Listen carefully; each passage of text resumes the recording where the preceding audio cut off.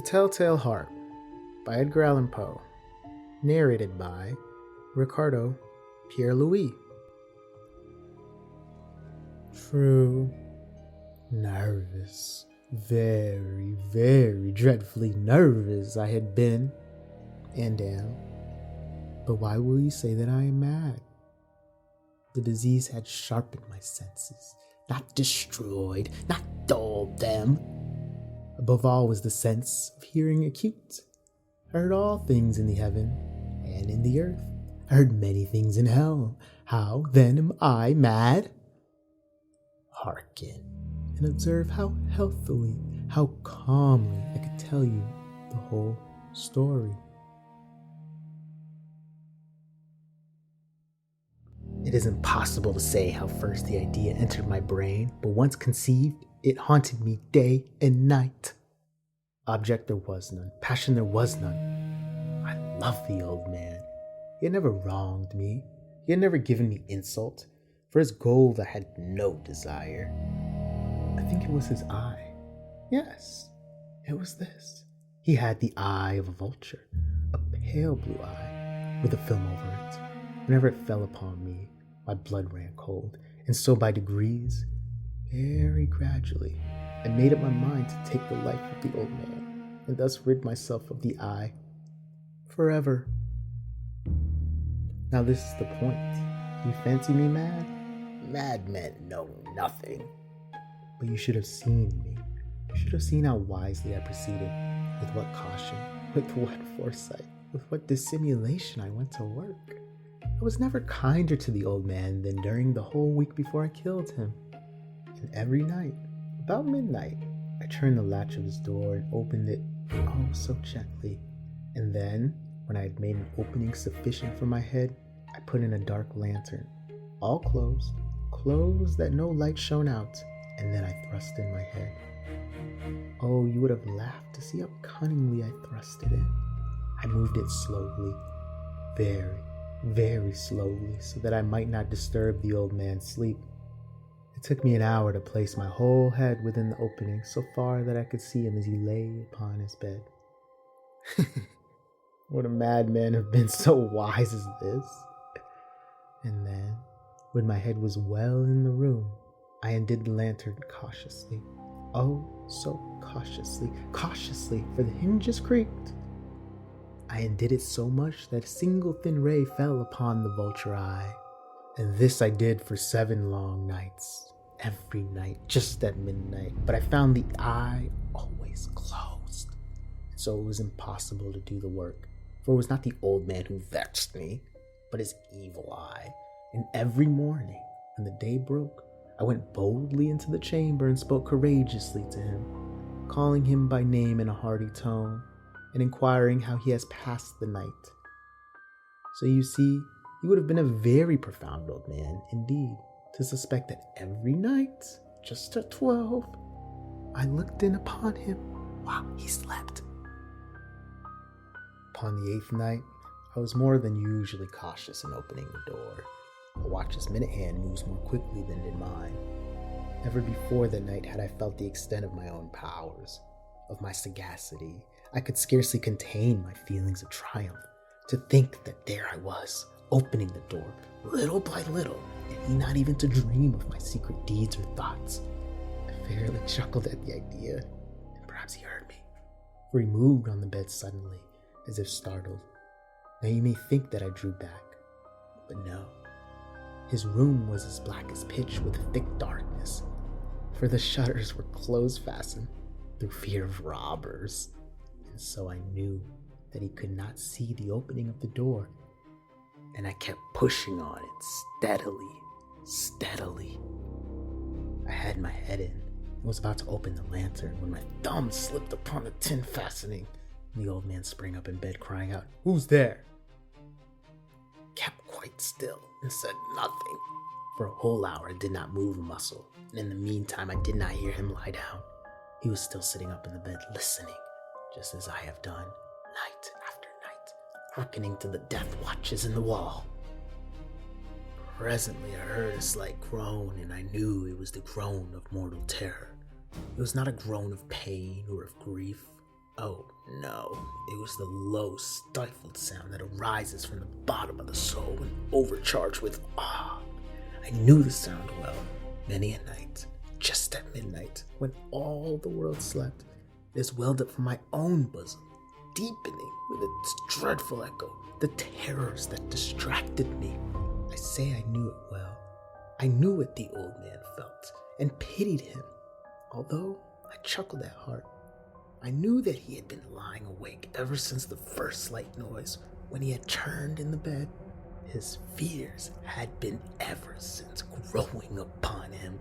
He had been trying to fancy them causeless, but could not. He had been saying to himself, "It is nothing but the wind in the chimney. It is only a mouse crossing the floor," or "It is merely a cricket which has made a single chirp." Yes, he had been trying to comfort himself with these suppositions, but he found all in vain, because death, in approaching him, had stalked with his black shadow before him and enveloped the victim.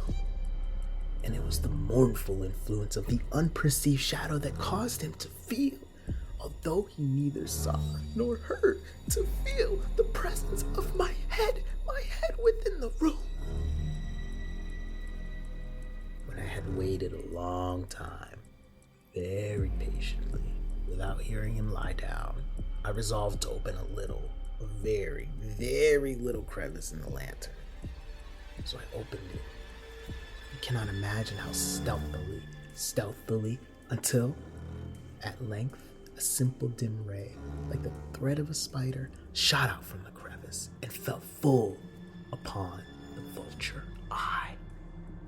It was open, wide open, and I grew furious as I gazed upon it. I saw it with perfect distinctness, all a dull blue, with a hideous veil over it that chilled the very marrow in my bones. But I could see nothing else of the old man's face or person, for I had directed the ray as if by instinct, precisely upon the damned spot. And have I not told you that what you mistake for madness is but the over-acuteness of the sense? Now, I say there came to my ears a low, dull, quick sound such as a watch makes when enveloped in cotton. I know the sound well, too.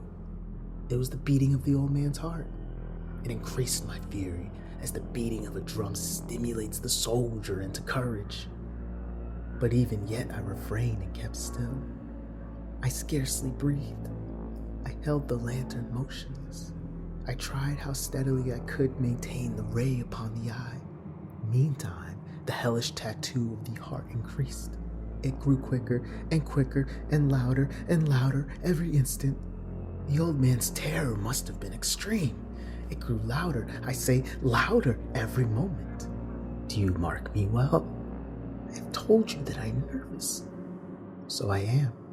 And now, at the dead hour of the night, amid the dreadful silence of that old house, so strange a noise as this excited me to uncontrollable terror. Yet, for some minutes longer, I refrained and stood still. But the beating grew louder. I thought the heart must burst.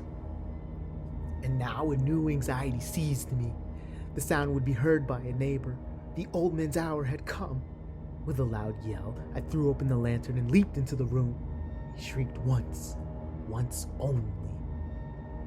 In an instant, I dragged him to the floor and pulled the heavy bed over him.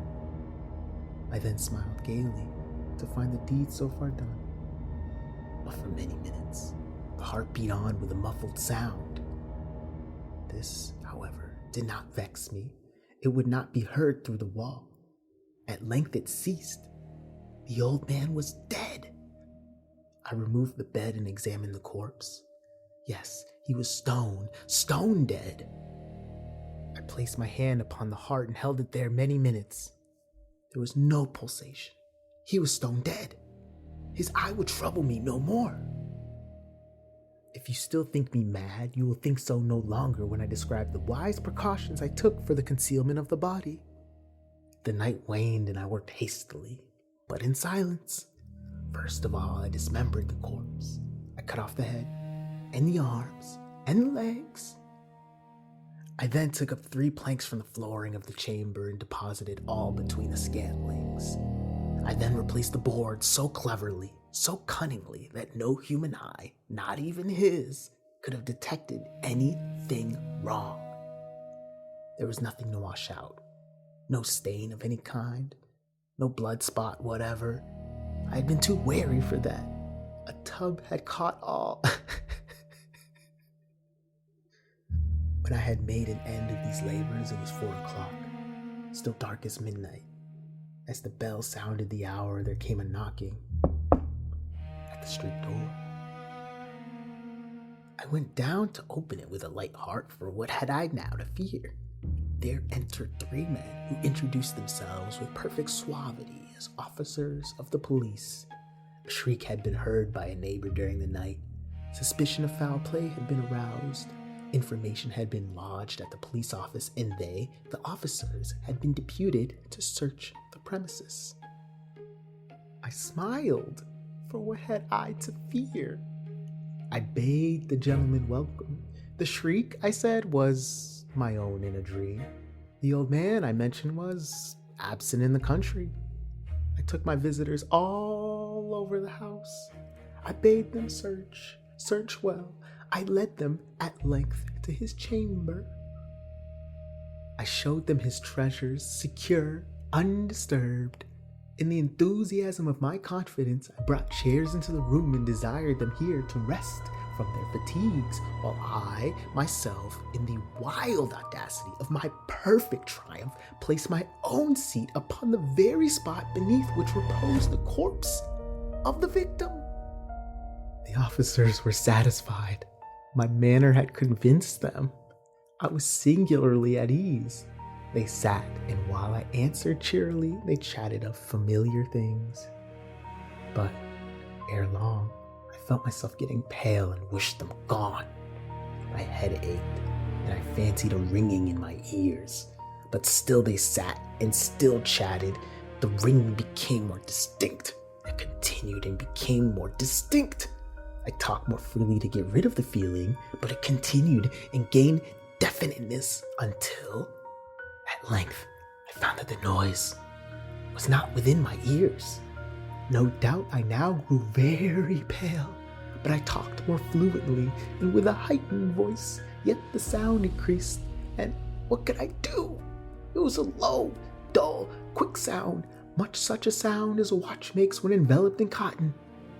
I gasped for breath, and yet the officers heard it not.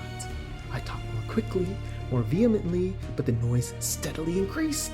I arose and argued about trifles in a high key and with violent gesticulations, but the noise steadily increased.